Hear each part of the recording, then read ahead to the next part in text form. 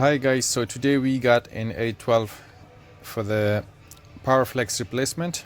As you can see, the power switch is not working and we got a new power switch, so we will replace that and see how we get on. Thank you. As you can see, the power switch has a sharp cut here. As you can see, that's why I think that's the reason that it is not working. And if you just bring it near, so you see it has a cut here. It's damaged, so we'll replace that. And that was the old one. As you can see, it was ripped. It's working fine now, as you can see.